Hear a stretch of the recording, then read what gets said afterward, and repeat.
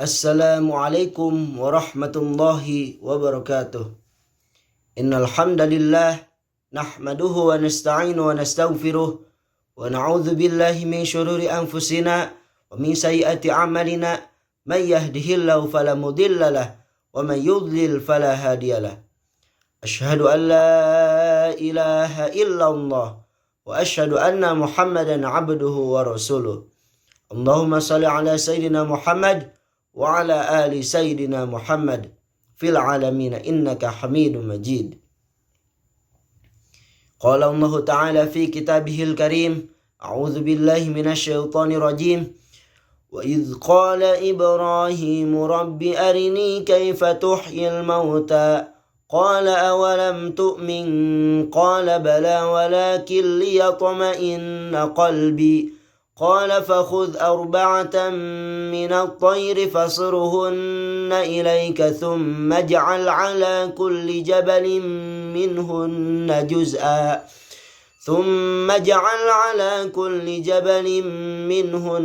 جزءا ثم ادعهن يأتينك سعيا واعلم أن الله عزيز حكيم. صدق الله العلي العظيم. Perkenalkan, nama saya Raka Muhammad Syabana dari kelas KPI 5D dengan NIM 1214020142 sebagai tugas mata kuliah ujian akhir semester mata kuliah Etika Dakwah. Saya mengambil judul Nabi Musa yang ingin menjadi umatnya Nabi Muhammad SAW. Nabi Musa alaihissalam ketika beliau naik ke Tursina, naik ke Bukit Sina, beliau berdoa kepada Allah, "Ya Allah, aku ingin melihat hayatmu, aku ingin melihat wujudmu, aku ingin melihat wajahmu." Apa kata Allah? "Wahai Musa, kau tidak akan sanggup, kau tidak akan kuat untuk melihat cahayaku. Wahai Musa, ketahuilah antara diriku dan hamba-hambaku ditutupi oleh 70.000 hijab, 70.000 penghalang yang menutupi antara diriku dengan hamba-hambaku." Al-Imam Ghazali mengatakan, penghalang Allah itu Allah ciptakan dari cahaya, dari air, dari kegelapan. Di dalam penghalang Allah ada suara gemuruh air, dan gemuruh air itu terdengar suara air mengalir. Itu ada di penghalang Allah. Misalkan antara Allah dan manusia, Tuhan yang mendengarkan telinga itu untuk bisa mendengarkan suara air tersebut ada di penghalang Tuhan, karena takut hati kita akan mengeluarkan atau keluar dari tubuhnya. Betapa buruknya penghalang Tuhan. Misalkan Tuhan membuka penghalang Tuhan menunjukkan kepada umat atau menunjukkan pembuka Tuhan itu kepada gunung-gunung tersebut akan hancur dan tenggelam. Kita tidak akan muncul sampai hari kiamat tiba. Apa yang kamu katakan?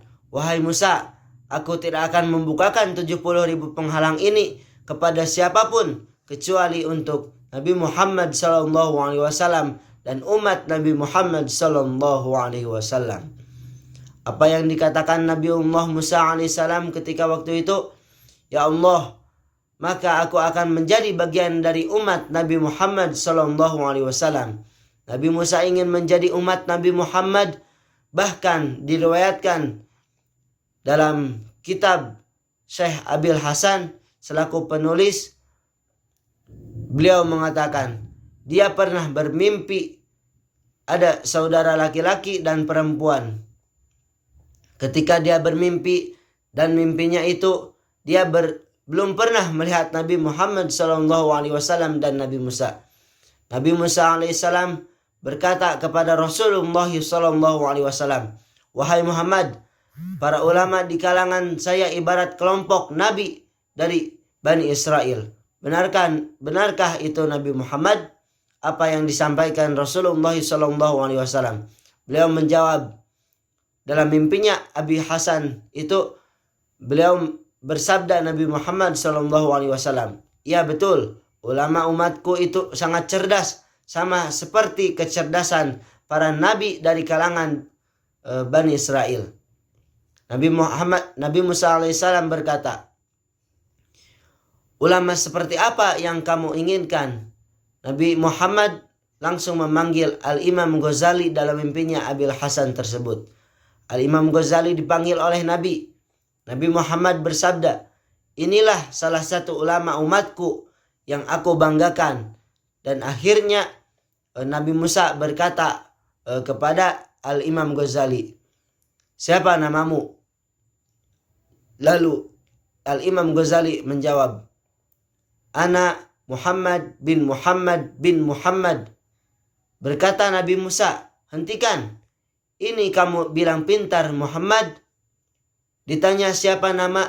Dia menjawab Muhammad bin Muhammad bin Muhammad. Kalau dia pintar, cukup dia jawab Muhammad. Sudah, stop, cukup. Tidak usah dia bilang Muhammad bin Muhammad bin Muhammad. Saya tidak nanya nama bapaknya. Saya nanya siapa namamu. Kalau dia pintar, cukup dia jawab Muhammad atau juga Muhammad Al-Ghazali. Dalam kitab Bakat Salafi Al-Imam Ghazali adalah isbat atau nisbat pada nama suatu tempat kelahirannya. Tetapi ada juga ulama yang mengatakan Ghazali itu nisbah atau menisbatkan kepada pekerjaan keluarganya, yaitu beliau tukang tenun. Nah, kata Nabi Musa, kalau enggak pintar, kalau dia benar pintar, cukup dia jawab Muhammad. Gak usah bilang Muhammad bin Muhammad bin Muhammad, kepanjangan. Apa kata Al-Imam Ghazali? Ya Rasulullah, izinkan aku menjawabnya. Lalu Rasulullah SAW mengizinkan Al-Imam Ghazali ini untuk menjawabnya. Wahai Musa kalimullah, Allah pernah nanya, wahai Musa, apa yang ada di tanganmu? Engkau menjawab, wahai Musa, ini tongkat. Tongkat ini untuk bersandar, tongkat ini untuk memukul, dan tongkat ini untuk lain sebagainya.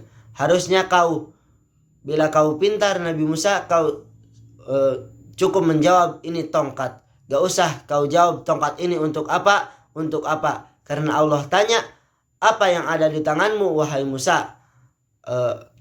Lalu Nabi Musa menjawabnya, karena aku ingin bercakap-cakap lama dengannya, aku ingin punya waktu panjang dengan Allah untuk mengambil berkahnya. Apa yang dikatakan Imam Ghazali waktu itu. Nah, begitupun saya jawab dengan berpanjang-panjang atau bercakap-cakap lama denganmu agar mendapat berkah darimu yang pernah berbicara langsung dengan Allah. Mungkin sekian ceramah atau materi sedikit dari saya, kurang lebihnya mohon maaf. Wassalamualaikum warahmatullahi wabarakatuh.